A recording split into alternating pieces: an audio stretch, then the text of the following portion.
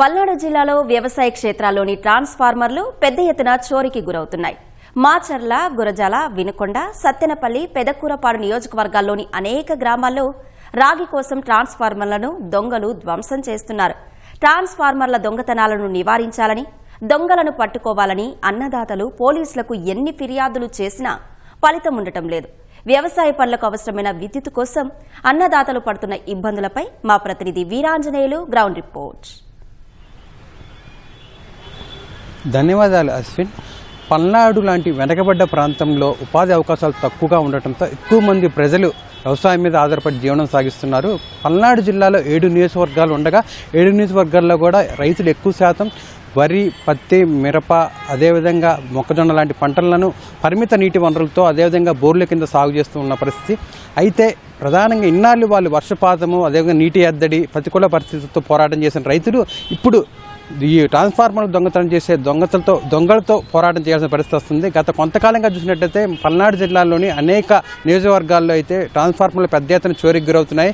రైతులు వ్యవసాయ క్షేత్రాల్లో ఏర్పాటు చేసుకున్నటువంటి ఈ ట్రాన్స్ఫార్మర్లను దొంగలు రాగి, అదేవిధంగా అందులో ఉన్నటువంటి ఆయిల్, ఇతర అల్యూమినియం కోసం అయితే పెద్ద ఎత్తున చోరీకి పాల్పడుతున్న పరిస్థితి ఉండదు. చూసినట్టయితే మాచర్ల నియోజకవర్గంలో ఉన్నటువంటి వెల్దుర్తి, దుర్గి, రెంటచింతల మండలాలతో పాటు దాచేపల్లిలో ఉన్నటువంటి మాచవరం తదితర మండలాల్లో పెద్ద ఎత్తున ట్రాన్స్ఫార్మర్లు అయితే చోరీకి గురవుతున్నాయి. ఇందులో ఉన్నటువంటి ఈ ట్రాన్స్ఫార్మర్లు ఉన్నటువంటి రాగి కోసం, అదేవిధంగా అందులో ఉన్న ఆయిల్, అల్యూమినియం దొంగతనం చేసేందుకైతే రైతుల దగ్గర ఏర్పాటు చేసుకున్న ఈ ట్రాన్స్ఫార్మర్లను దొంగలు అర్ధరాత్రి వేళల్లో ఎవరో లేని సమయంలో వచ్చి ఆ పంట పొలాల్లో ఉన్నటువంటి ట్రాన్స్ఫార్మర్లను పగలగొట్టి ధ్వంసం చేసి ఆ ట్రాన్స్ఫార్మర్లో ఉన్నటువంటి రాగిని, అదేవిధంగా ఆయిల్, అల్యూమినియం చోరీ చేస్తున్న పరిస్థితి ఉంది. దీని మీద పెద్ద ఎత్తున రైతులు అయితే ఆందోళన వ్యక్తం చేస్తున్నారు. ఎందుకంటే తమకు పంట సాగు చేసుకునేందుకు అవసరమైన నీటి కోసం ఏర్పాటు చేసుకున్న ఈ విద్యుత్ కనెక్షన్ కోసం ఏర్పాటు చేసిన ట్రాన్స్ఫార్మర్లను ఇట్లా దొంగలు అర్ధరాత్రి వేళలో ఎవరూ లేని సమయంలో వచ్చి ధ్వంసం చేసి వాటిని నాశనం చేయడం వల్ల లక్షలాది రూపాయలు ఖర్చు పెట్టి ఏర్పాటు చేసుకున్న ట్రాన్స్ఫార్మర్లు దేనికి పనికి రాకుండా పోతున్నాయని, అదేవిధంగా కొత్త ట్రాన్స్ఫార్మర్ మళ్ళీ ఏర్పాటు చేసేందుకు విద్యాశాఖ అధికారులు కావచ్చు, అదేవిధంగా అధికారులు వెంటనే స్పందించకపోవడంతో విద్యుత్ సమస్య తలెత్తుతుందని, దీనివల్ల తమ సాగు పనులు అయితే తీవ్రంగా అంతరాయం ఏర్పడుతుందని, దానివల్ల పంట నష్టం కలుగుతుందని చెప్పి కూడా రైతులు ఆందోళన వ్యక్తం చేస్తున్న పరిస్థితి. అయితే గత కొంతకాలంగా ఈ ట్రాన్స్ఫార్మర్ల చోరీ ఏదైతే ఉందో అది ఎక్కువగా జరగడంతో పెద్ద ఎత్తున మాచర్ల నియోజకవర్గంలో కావచ్చు, గురజాల నియోజకవర్గంలో కావచ్చు రైతులైతే రోడ్డు మీదకి వచ్చి ఆందోళన చేసిన పరిస్థితులు ఉన్నాయి.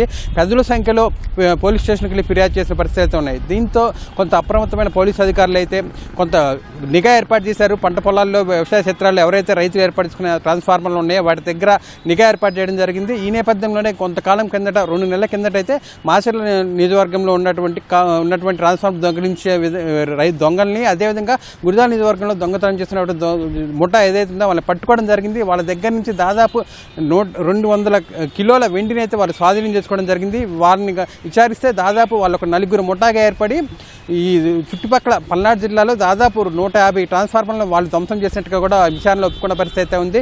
ఈ నేపథ్యంలోనే అటు పోలీసులు కావచ్చు, విద్యుత్ శాఖ అధికారులు కొంత అప్రమత్తమయ్యారు. అయితే ఎప్పుడైతే ఈ మాచర్ల నియోజకవర్గము, గురజాల నియోజకవర్గంలో పోలీసుల నిఘా కావచ్చు, విద్యుత్ శాఖ సిబ్బంది కావచ్చు చర్యలు తీసుకున్న నేపథ్యంలో వారు ఎవరైతే ఈ దొంగలు ఉన్నారో వారు తమ పందాన్ని మార్చుకొని ఇప్పుడు కొత్తగా పెద్దకూరపాడు నియోజకవర్గము, సత్తెనపల్లి నియోజకవర్గం మీద దృష్టి సారించారు.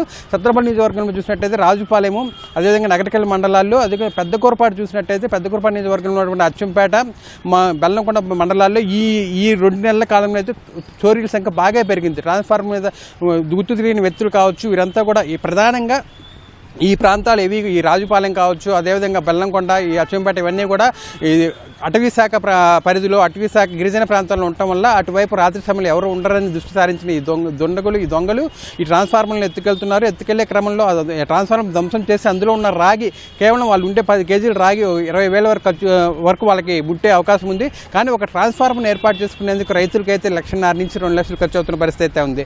దీంతో రైతులైతే తీవ్ర ఆందోళన వ్యక్తం చేస్తున్నారు. ఎందుకంటే ఈ ఏడాది అందులోనూ ఎలనీనో పరిస్థితి అంటున్నారు. వాతావరణం అనుకూలించకపోవచ్చు, నీటి ఎద్దడి ఎక్కువ ఉండే అవకాశం ఉన్న నేపథ్యంలో తమ పంట పండించుకోవాలన్నా, ఉద్యానవన పంటలు వేసినా ఏ పంట పండించుకోవాలన్నా కూడా నీటి ఆవశ్యకత ఎంతో ఉంది. ఆ నీటి వనరులను సద్వినియోగం చేసుకోవాలంటే వాళ్ళకి డ్రిప్ ఇరిగేషన్ ఉపయోగించుకోవాలన్నా కూడా విద్యుత్ అయితే ఎంతో కీలక పాత్ర పోషిస్తుంది. ఎప్పుడైతే ఈ ట్రాన్స్ఫార్మర్లు అందుబాటులో ఉంటాయో అప్పుడు మాత్రమే వాళ్ళు ఆ డ్రిప్ ఇరిగేషన్ ద్వారా, అదేవిధంగా నీటి సరఫరా ద్వారా తమ పంటలు పండించుకునేందుకు, పంటలు కాపాడుకునేందుకు అవకాశం ఉంటుంది.